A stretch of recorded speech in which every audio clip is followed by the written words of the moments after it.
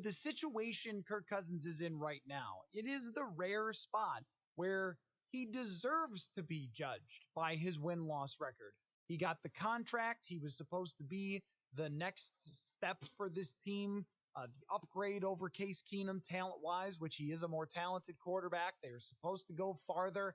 And then the fact that they brought everybody back. Anthony Barr comes back. Everson Griffin stays here on a restructured contract. And now Kyle Rudolph returns. It is essentially the same squad that they were running out in 2017 that got to the NFC Championship.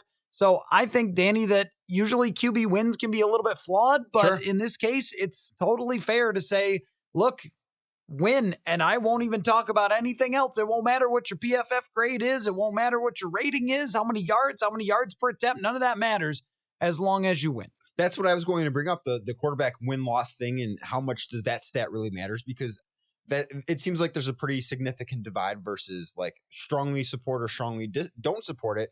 But there's no other way to judge him right now because he's been surrounded with talent. He's going to be surrounded with talents again this year. It's kind of put up or shut up time. You have to find a way back into the playoffs. And I think that you have to find a way not only into the playoffs, but you can't just be in the wild card and out. You've got to be in the divisional round. You've got to try and find a way back to the NFC Championship game. You were brought in here, if you're Kirk Cousins, with a very expensive contract to come in here to win a Super Bowl for this franchise. Time's running out on that. You have to find a way to do it now. So there's a couple interesting questions off of that, because generically he says, I've got to win more. I can't be a 500 quarterback. And I just said the same thing. You've got to win.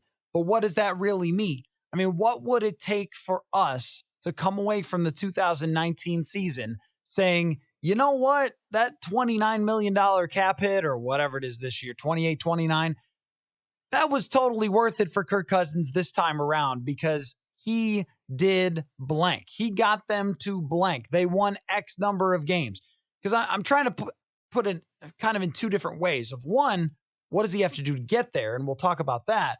But where is there for Kirk Cousins? I think there is a close NFC Championship game, the Super Bowl, or winning the Super Bowl. I don't necessarily think if they advance in the playoffs, we're going to forget a lot about the regular season because it's just not going to matter. If you get to the playoffs, who cares what you did in the regular season? It's all going to be about what you did in January and February, and those games really mean so much more. So I think that you have to try and find your way to the NFC title game, and it's got to be closer than it was a couple years ago. It can't be a blowout loss. Or you have to find your way to the Super Bowl. And even if you lose there, it's still a successful season that every Vikings fan would take 10 out of 10 times. Or, obviously, every fan in America would be happy if their team won the Super Bowl, and that's no different here. So I was critical of him last year, naturally, as everyone was, including, this is where it's funny, because right at the end of the season, we got all these phone calls of people saying, he could have not done anything with that offensive line. It's the offensive line. And this offseason, the coach has said that he'll be better this year. Mm-hmm. The general manager said he needs to get to the next level. And the owner said he needs to be better. So I'm going to go ahead and say it was completely fair to criticize Kirk Cousins, especially when you go into week 17 with a team that was pulling its starters late in the game, giving you a chance, and you don't come away with a win, especially at home. If it had been on the road against the Bears, we might look at it a little bit differently, but at home, to come up so short in that game, completely empty, and to the point where you're still not on the same page with wide receivers, it was entirely worth the criticism that it got all offseason. The question for me, though, is if he had won that game and gotten to the playoffs and had gotten them one playoff win, how would we have looked at last season? And I think that we would have looked at it as a major win for their first year for them. If they had matched what they did the year before, gotten themselves a playoff win, even if it was just wild card, with a team that was flawed and a team that was beat up and an offensive line that wasn't any good. As we went along last season, we realized, okay, this is not a Super Bowl team. Mm-hmm. With this offensive line, this is always the designation I've tried to make. They didn't make the playoffs because their quarterback didn't show up in week 17 and other games, such as the Buffalo game, giving up 2 fumbles early. They didn't win the Super Bowl because they didn't have an offensive line anywhere close. So they couldn't go 13-3. They couldn't go 11-5 with that offensive line. But they could have gotten into the playoffs with slightly better quarterback play, a throw here, a throw there. And if they had gotten into the playoffs and won a game, we would have said, well, you know what? Kirk Cousins did the best with what he had, and he couldn't have done much better than that. They didn't have a third wide receiver.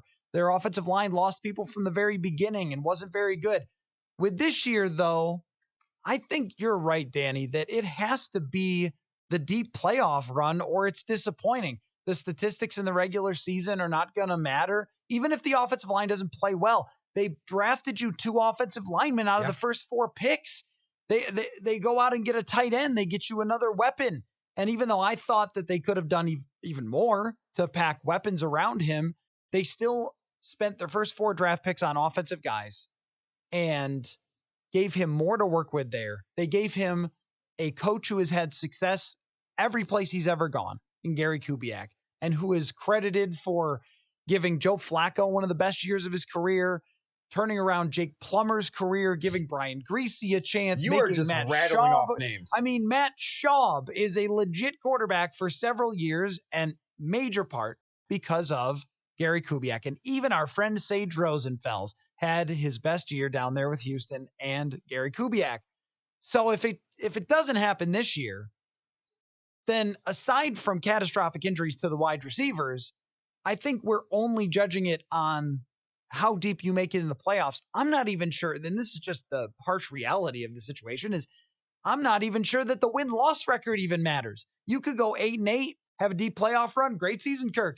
You could go 13-3, one and done, bad season, Kirk. That's just how it's got to work with him. It's not fair, but that's the absolute truth. As long as they get into the playoffs and find a way to win once the games really matters, no one's going to remember the regular season. Like I said, no one's going to remember if they win or lose week 2 against Green Bay. No one's going to remember those things as long as they do go on a playoff run. But those things do become magnified if they say they go 8-8 and lose in the wild card round. Then all of those things get magnified. Oh, why didn't you win the division? Why didn't you have a first round bye?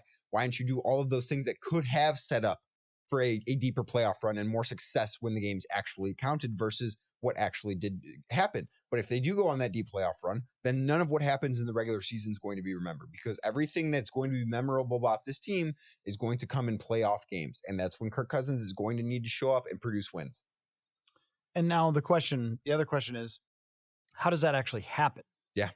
And that was part of his comments today, that he's been spending time talking with the analytics department about things that he can do better, things.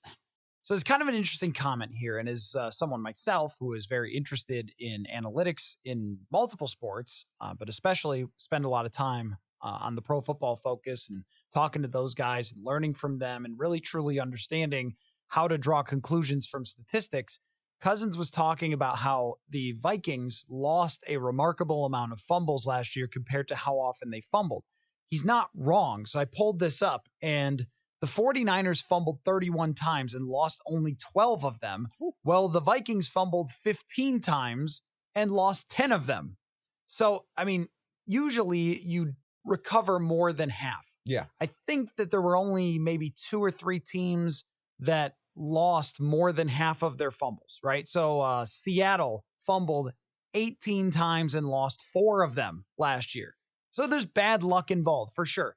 Ball hits the turf, a lot of times the quarterback just falls on it. If he gets strip sacked or just loses it in the throwing motion. Or the offensive lineman that got beat is normally there and falls on the ball. On it. So. The Vikings had some bad luck with that for sure. And there was one, now I can't remember which, where it literally bounced right into the defender's hands and ran in for a touchdown. Maybe it was Seattle that happened with Cousins. But here's another stat. So Cousins is saying, hey, look, I mean, we've got to recover them or it's also bad luck. And I agree with that 50% of the way.